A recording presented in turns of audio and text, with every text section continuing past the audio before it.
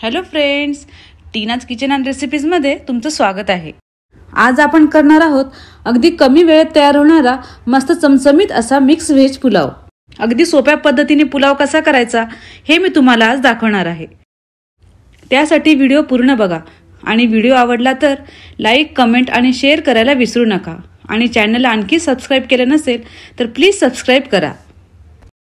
चला तर मग व्हिडिओला सुरुवात करूया। इथे आपण 2 कप रेहान बासमती तांदूळ घेतलेला आहे। तो आपण 2 ते 3 पाण्याने स्वच्छ धुवून घेऊयात। अगदी हलक्या हाताने आपल्याला तांदूळ धुवून घ्यायचा आहे। आपला तांदूळ इथे स्वच्छ धुवून झालेला आहे। आता हा तांदूळ एका पातेल्यात टाकून 20 ते 25 मिनिटे भिजवून घेऊया। आपला तांदूळ भिजतोय तोपर्यंत आपण पुलावची तयारी करून घेऊयात। आता आपण पुलाव करायला सुरुवात करत आहोत। त्यासाठी गॅसवर एक पातेले ठेवून त्यात आपण 2 ते 3 पळी तेल टाकून घेऊयात आणि 1 मोठा चमचा साजूक तूप टाकून घेऊयात। इथे आपलं तेल व्यवस्थित तापलेलं आहे। त्यात आता थोडा खडा गरम मसाला टाकून घेऊया। त्यात 3 ते 4 लवंग, 4 ते 5 काळी मिरी, 1 दालचिनीचा तुकडा, 1 कर्णफूल, 1 मोठी इलायची, 2 छोटी इलायची आणि 1 छोटा चमचा शहाजिरे टाकून परतून घेऊया। मसाले आपले छान परतले गेले आहे। त्यात 7 ते 8 काजू असे कट करून टाकून घेऊयात। काजू आपला व्यवस्थितपणे लाल झाला आहे। त्यात 2 मोठे कांदे असे उभे चिरून आणि 3 ते 4 हिरव्या मिरच्या अशा कट करून टाकून घेऊयात।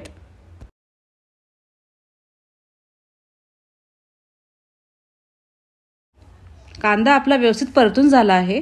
त्यात 2 मोठे चमचे आलं लसूण पेस्ट टाकून त्याला लालसर रंग येईपर्यंत परतून घेऊयात।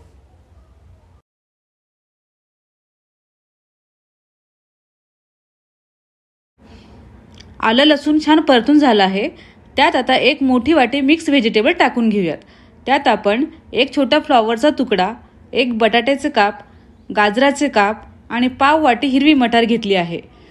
या सर्व भाज्या आपण 2 ते 3 मिनिटे परतून घेऊयात। तुम्ही इथे तुमच्या आवडीनुसार ही व्हेजिटेबल कमी जास्त करू शकता, जसे की शिमला मिरची, फरसबी याचा वापर तुम्ही इथे करू शकता। या भाज्या परतत असताना त्यात थोडं किंचित असं मीठ टाकून घेऊयात। यामुळे आपल्या भाज्यांना मीठ व्यवस्थितपणे लागले जाईल। 3 ते 4 मिनिटे हे व्हेजिटेबल्स आपल्याला व्यवस्थितपणे असं परतून घ्यायचं आहे।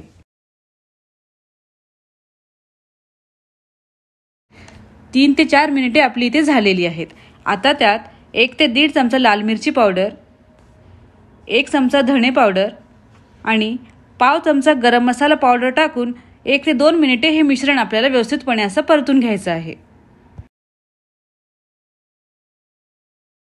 इथे आपण अर्धी वाटी दही घेतलेलं आहे। त्यात 1 मोठा चमचा बिर्याणी मसाला टाकून व्यवस्थितपणे असं मिक्स करून घेऊयात आणि हे दही या मिश्रणामध्ये टाकून 2 ते 3 मिनिटे परतून घेऊयात। इथे आपलं मिश्रण व्यवस्थितपणे असं शिजत आलेलं आहे। त्यात थोडी कसुरी मेथी अशी क्रश करून टाकून घेऊयात आणि भरपूर अशी कोथिंबीर आणि 10 ते 12 पुदिन्याची पाने अशी कट करून टाकून घेऊयात।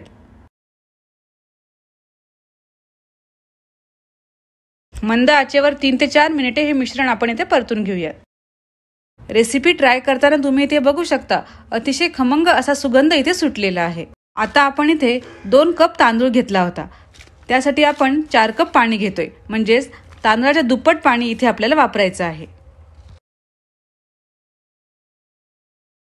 आता आपण त्यात चवीनुसार मीठ टाकून घेऊयात आणि पाण्याला चांगली उकळी येऊ देऊयात।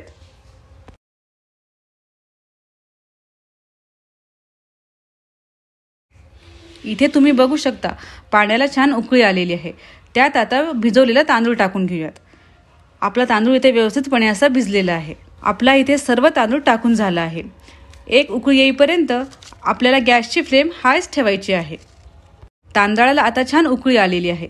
त्याच स्टेजला आपण त्यावर झाकण ठेवून 15 ते 20 मिनिटे मंद आचेवर शिजवून घेऊयात।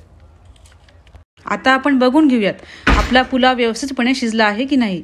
तुम्ही इथे बघू शकता आपला पुलाव इथे व्यवस्थितपणे शिजला आहे। आता गॅसची फ्लेम ऑफ करून घेऊयात आणि 10 मिनिटे हे मिश्रण आपल्याला असंच झाकून ठेवायचं आहे। 10 मिनिटानंतर असा हा मस्त आपला हा पुलाव तयार झाला आहे। आता तो असा साईडने आपल्याला काढून घ्यायचा आहे। मध्ये चमचा न टाकता असा साईडने तो आपल्याला काढून घ्यायचा आहे, जेणेकरून आपला तांदूळ तुटणार नाही। असा हा आपला चमचमीत मिक्स व्हेज पुलाव खाण्यासाठी तयार झाला आहे। अगदी कमी वेळेत तयार होणारा पुलाव आहे। त्यासाठी घरी नक्की ही रेसिपी ट्राय करून बघा। हा पुलाव तुम्ही रायता कोशिंबीर सोबत सुद्धा खाऊ शकता। खूपच स्वादिष्ट अशी या पुलावाची चव लागते। रेसिपी जर आवडली असेल तर लाईक, कमेंट आणि शेअर करायला विसरू नका। आणि आणखी जर चॅनलला सबस्क्राईब केले नसेल तर प्लीज सबस्क्राईब करा।